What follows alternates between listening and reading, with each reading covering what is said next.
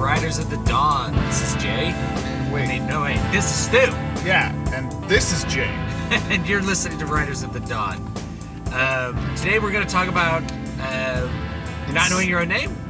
Inciting incidents. Yes. So in this episode, you'll see that the plot is moved forward by Stu thinking that he's me.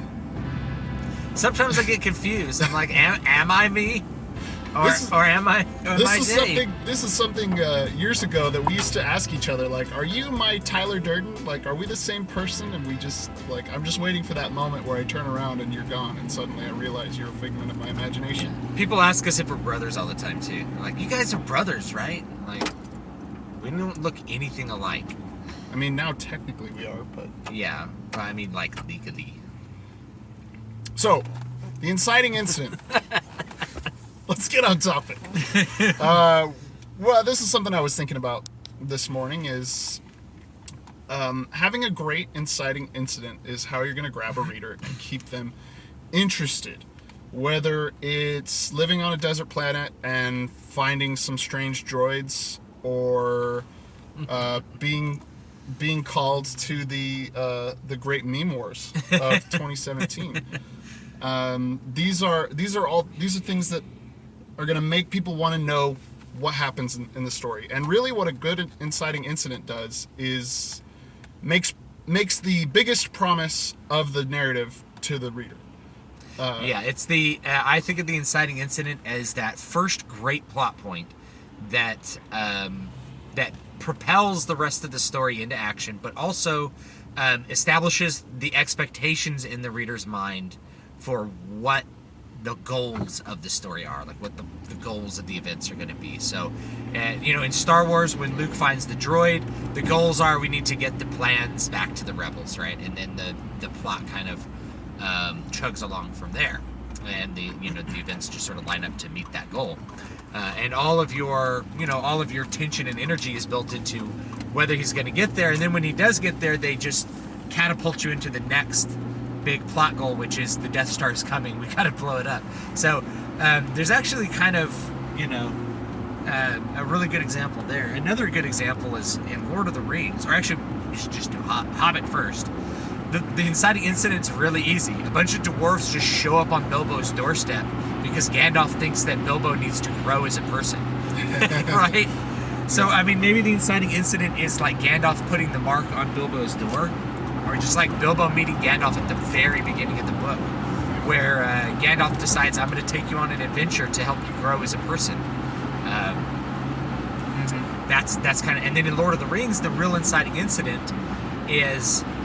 Turns out this is the One Ring, right? So it's a revelation. It's not even an event. But part of plot points give you revelations. So the revelation is this is a One Ring, and then from there... all the rest of the plot goals are put into action. You have to destroy the One Ring. The goal is established right at the beginning of the book, and it follows through all the way to the end of all the 3 books. Yeah. So that'll do it today. Things are interesting about inciting incidents, and it can be. What we were talking about before we started recording was a big thing that happens before Luke even finds the droids in Star Wars is the destruction of Alderaan. No. Alderaan happens afterwards. Does it? Yeah, it happens way afterwards.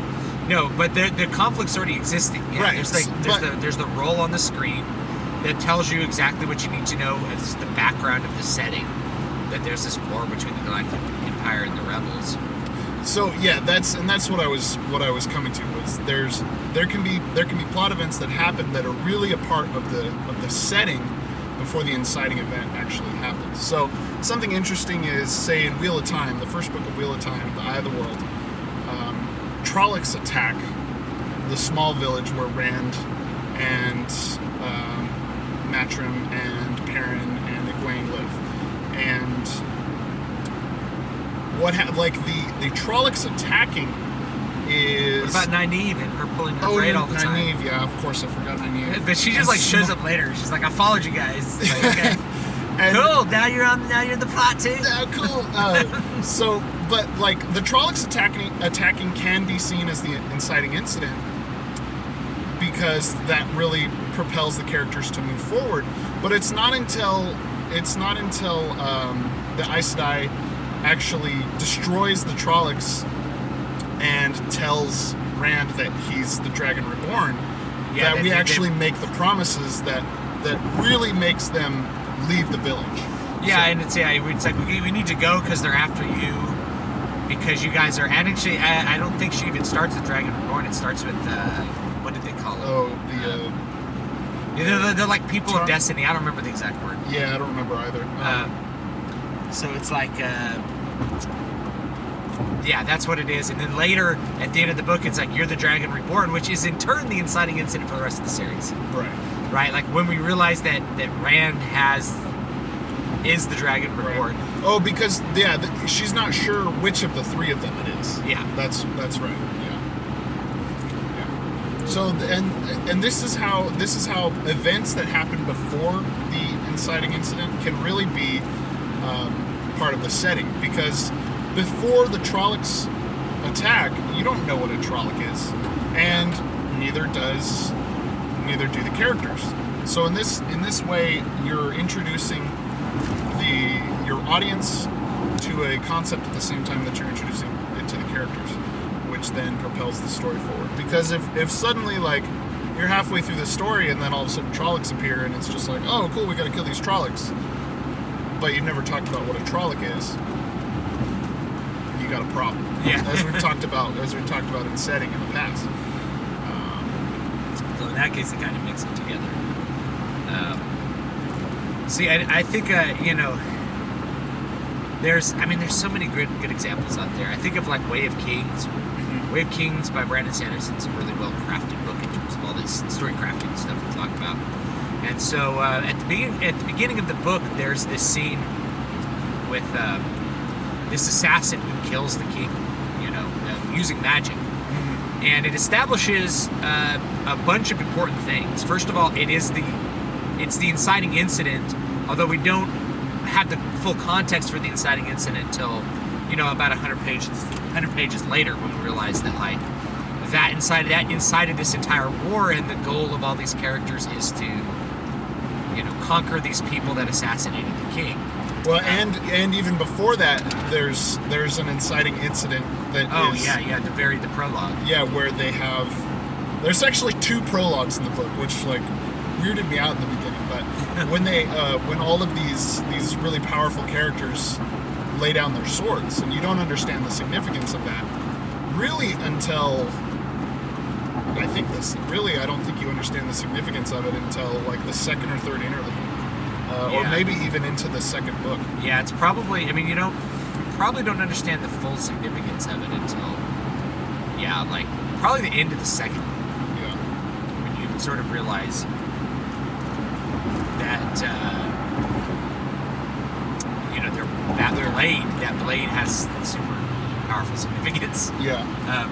So they have there's a couple of inciting incidents. First of all, there's a prologue, and then you get the context for that later. It's a really good device. Yeah. But it also keeps you interested. In the first 1,000 words of the book, you want to keep reading.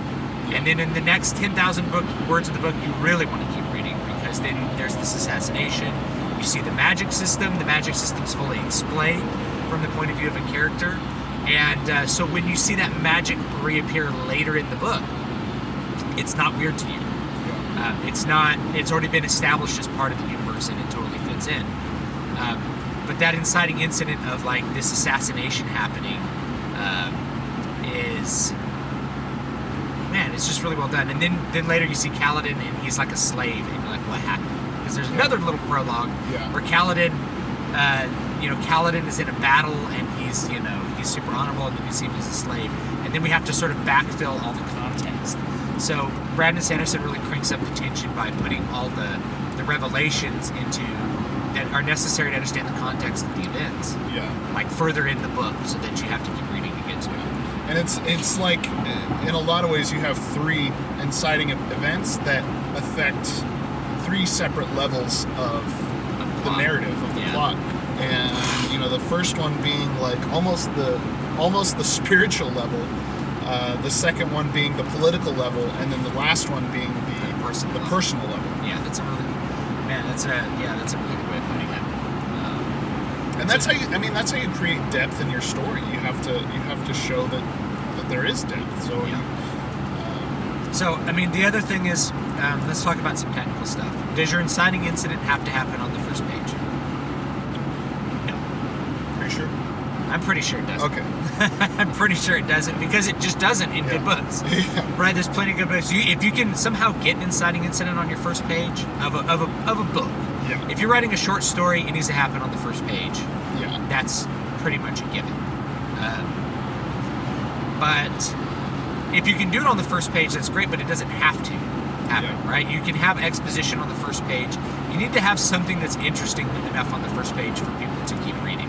And this is actually a good point, is if you're writing something episodic, then you can get the inciting incident much closer to the beginning, because a lot of the exposition will have happened in prior previously. episodes. Yeah. So I'm remembering one of the earlier books in the Dresden Files series by Jim Butcher, where the inciting incident for this particular book, I think, happens on the first or second page. And I remember reading it going, wow, like he wasn't joking around. He wanted to get started.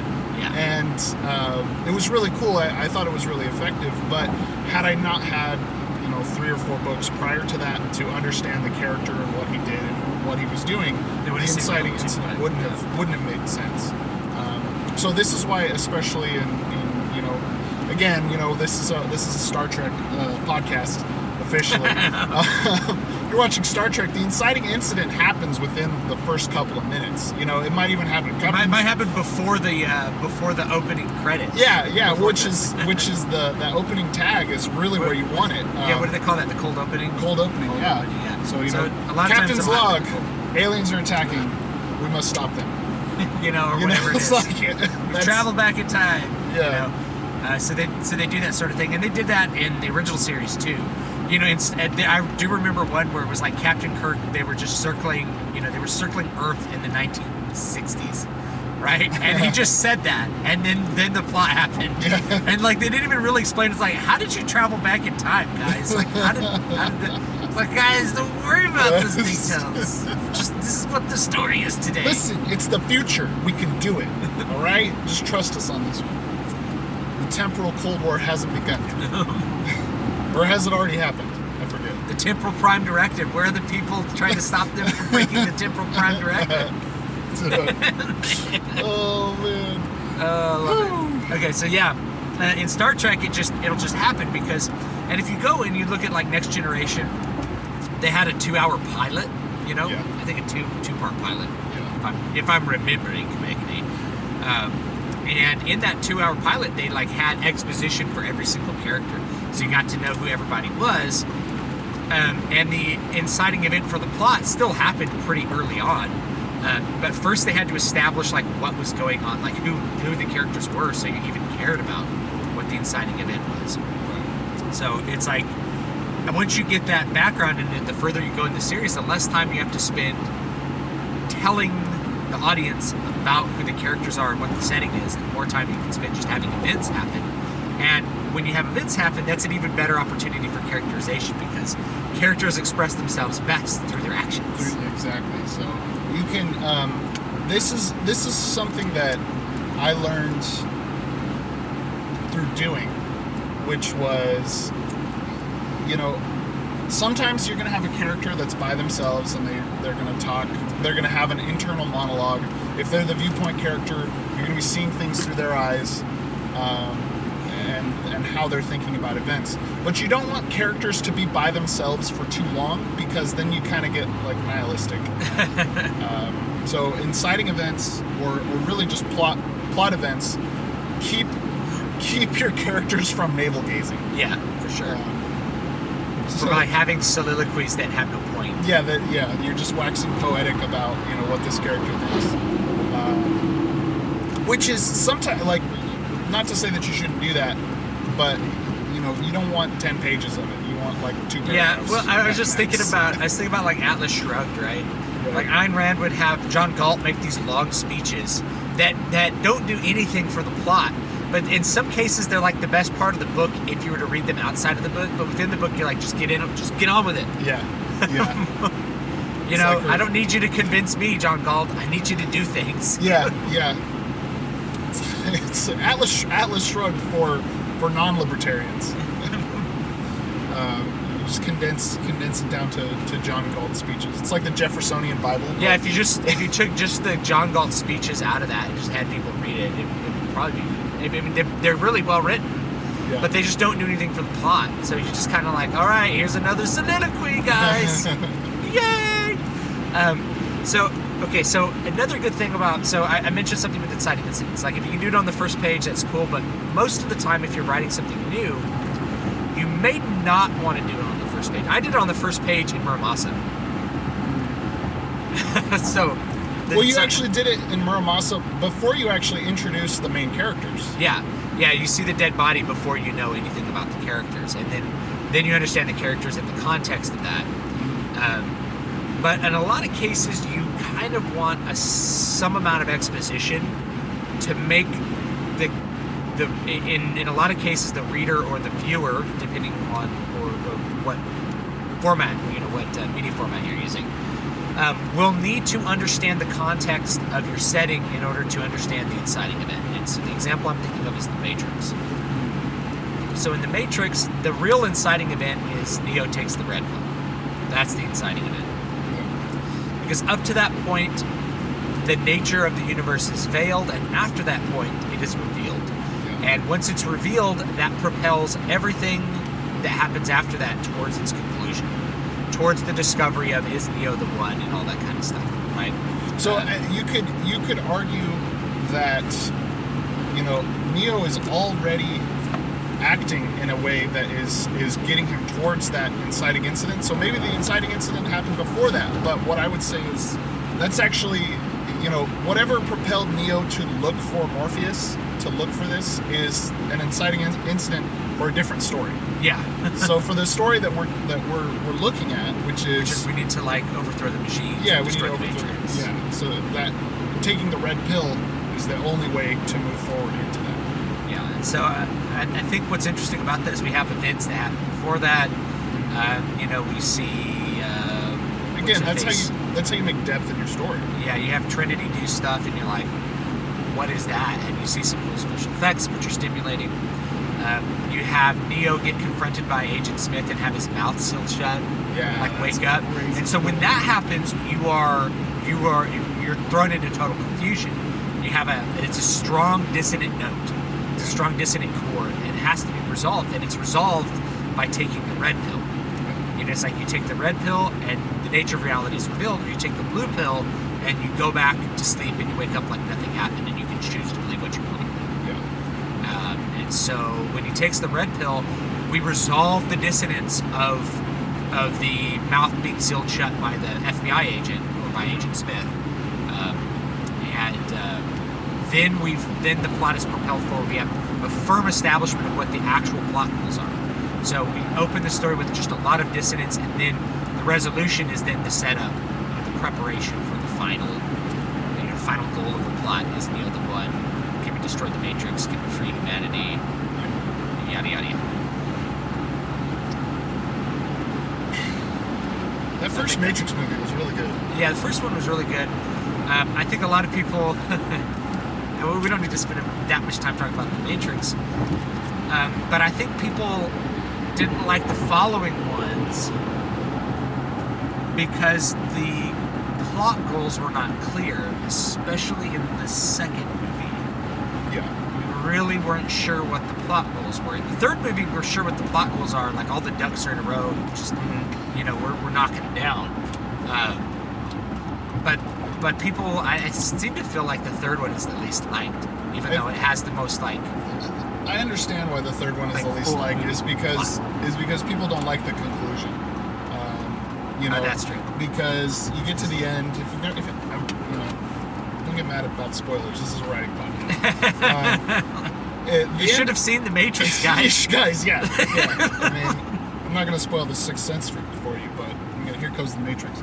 When Neo dies at the end and the machines stop attacking, Why? Why does that happen? Well, it's because. Well, I mean, the audience resolution feels like, well, but I wanted humanity to overthrow the machines. Yeah, I did. I wanted. My plot goal was to have humanity overthrow the machines, and you didn't do that. And you didn't do that. Now, this is kind of the same in if you read 1984. At the end of 1984, things aren't resolved. Things aren't resolved. You're still stuck in the totalitarian society. To me, that's a good thing, because you want a reader to feel like the plot goals may not be achieved. Yeah. If they're really secure in the character achieving the plot goals, then it's not a very tense or worthwhile story. Yeah. So you get to the end and you're like, man, that sucks. And it sends a really strong message. But at the end of the Matrix, I'm trying to remember.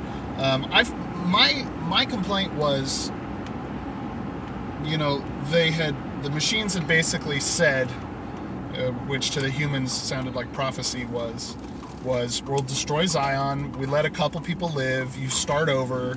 And then Zion exists so that we have a way to deal with this chosen one phenomenon that happens in the Matrix.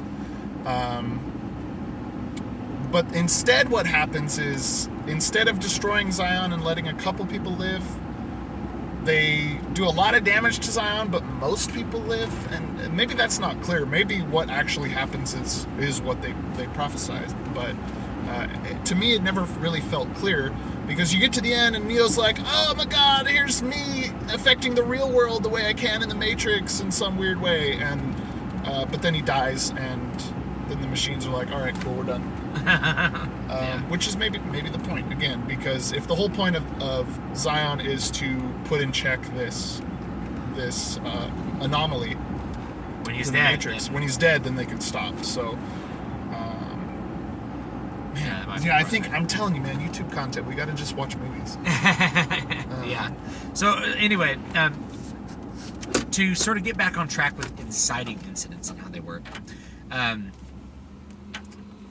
when you are building your story, remember there's setting, characters, plot. You need to make sure that those things line up. That the incident and the plot can fit with the setting. And that the characters are capable of interacting with that inciting incident in a believable way for them. And if not, you need to rewrite the characters, right? So, like, if we go to Star Wars, Luke finding the droids is basically the inciting incident for him going through the plot. What is believable about him is that he wants to leave.